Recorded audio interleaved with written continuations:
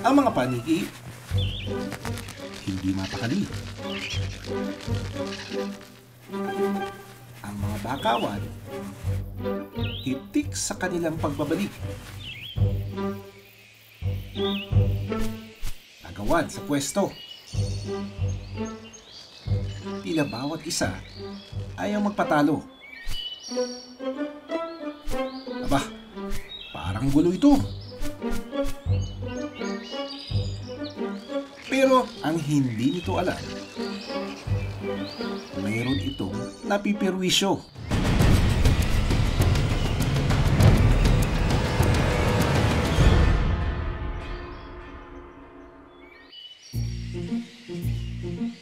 Abala ang mga flying fox na ito o mas kilala sa tawag na kabilaw sa kuyunin. Naghahanap ang mga ito ng pwesto matapos ang magdamag na paghahanap ng pagkain. Oras na kasi ng kanilang pahinga. Kahit na mainit, siksikan pa rin ang mga ito. Ang kanilang mata, talaga namang bumabagsak na sa antok. Kaya kahit anong singit ng ilan, pinatatalsik ng kabilaw ang kapwa nito kabilaw.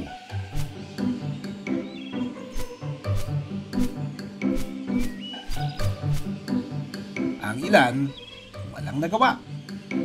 Kahit anong pilit nitong pagmamakaawa. Lalo na't kailangan din ito ng sapat na espasyo para magpapresko. Ang kanyang instant electric fan ang mga pakpak nito. Komportable man ang ilan sa kanilang pwesto, may iba pa itong kapitbahay na nagrereklamo. Ang mga tao. Ang napiling tirahan ng mga kabilaw, ang mga bakawan, sa likod lang ng bahay ni Arlan. Yung mga bats na nakikita nyo dito, kailan nyo na unang napansin? Matagal na po yan dito.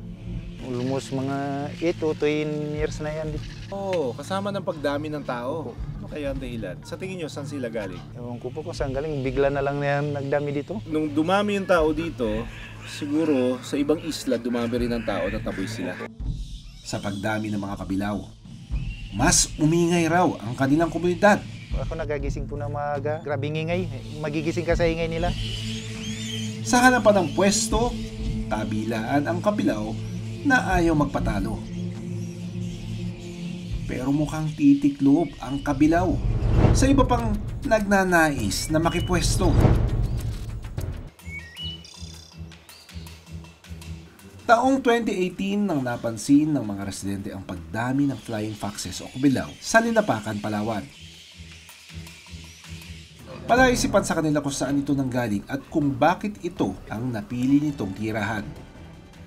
Pinuntahan ko ang roosting site o tirahan ng mga kabilaw. Ang lalaki ng mga bats, nandito sila oh. Sabi nila, milyon-milyon daw yung nakikita nila. So parang ngayon, parang kakaunti pa lang yung nakikita ko. Siguro dahil hindi ko nakatago sila dun sa mga dadaho na lugar. Sa tahanan ng mga kabilaw, may napansin kami. Ang mga namamahingang kabilaw, may katabi itong mga kauri na wala ng buhay. Bakit kayo may trap, kuya? Tanggalin nyo na yan. Bakit may misnets? May gusto manghuli. Kawawa naman yung bats. Baka masabit dyan, di mamatay. Kagaya yun dito. Matanggal nyo na kung sino pwede magtanggal. Dalawang kabilaw ang nabiktima ng nakasabit na net sa puno. Yung iba po, kasi sabi nila, pwede daw kain. Ay, nako, wag nyo kakainin. May rabies yan. May sakit po yan. No? Hindi nyo naman pwedeng alagaan yan dahil nangangagat yan. Kasi may mga pangil sila. Tapos baka may dala pa silang sakit pag kinain ng tao. So kailangan, hayaan nyo lang sila. Wala silang gagawin sa atin. Kung tutuusin, isa sila sa katulong ng mga puno bilang seed disperser para lalo itong yumabong at dumami. Yung mga parang fruit-eating bats sila.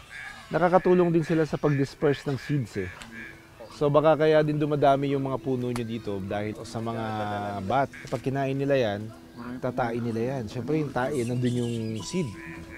matatanim ngayon sa mga bundok-bundok. Nakakatulong pa sila sa inyo sa pagtatanim. Sa umaga, tila payapa. Pero pagdating ng takip silim, dito na raw napeperwisyo ang mga residente. Sila madami bago pag nagdumi, nagalagitik sa yero. Bago, halimbawa kung dito ka sa labas, madudumihan ka talaga yan. Pag nagliparan, pasok na din. Pag dito ako nakatambay, pasok na. Gabi-gabi, ganito raw ang kanilang sitwasyon kasama ang mga kabilaw. Naiihian man ang mga residente, wala na raw silang magawa dahil parte na ito ng kanilang komunidad.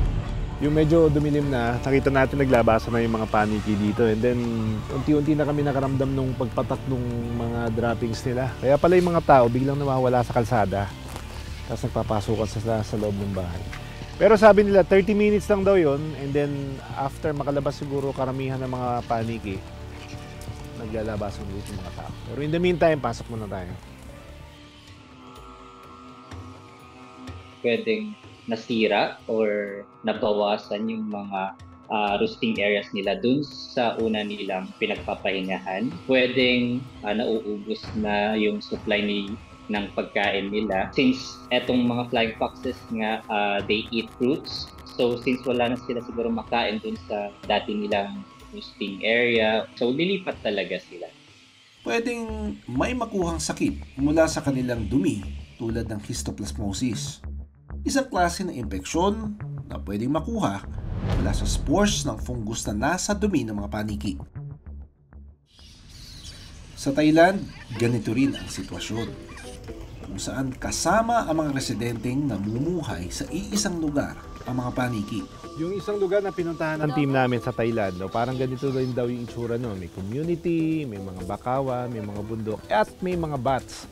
So yung mga virologists, nagawa sila ng pag-aaral kung saan kapag dadating na yung bats or babalik sila, that's the time na umiipot sila dun sa isang area. Naglagay sila ng mga plastic. Ang goal is to collect those feces or yung mga droppings. At ayun yung pag-aaralan nila. And they found out na yung bats na nakatira kasama nila is positive for Nipah virus. Isa sa head ng research team ng Chonburi ang virologist na si Dr. Supaporn Watchara Plusadi.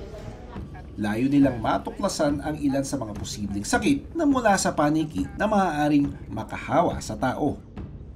Na kalaunan, maaaring mauwi sa pandemya at kung paano ito maiiwasan. Bats are the natural reservoirs for many emerging infectious diseases. For example, Nipah virus in Asia, coronavirus surveillance research is very important because it's part of the early detection.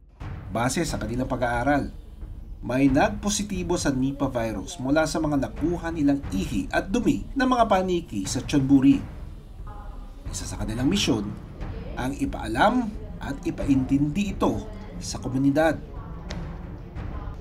Kaya kahit na alam ng mga residente na posibleng may dala itong sakit, biyaya pa rin ang turing nila sa mga paniki. This is what part of my education to the community, that how to live safely with bats. Kaya sa loob ng templo, pinapairal ang coexistence sa pagitan ng mga monk at paniki. Sana ganito rin ang tingin at turing ng mga komunidad na may naninirahan din na paniki. 100 taon nang nakatira di umano ang mga paniki dito sa templo. At sa loob ng 100 taon na yun, hindi nila pinakialaman ang tirahan, pati na ang mga paniking nakatira dito. Maraming salamat sa panonood ng Born to be Wild. Para sa iba pang kwento tungkol sa ating kalikasan, mag-subscribe na sa GMA Public Affairs YouTube channel.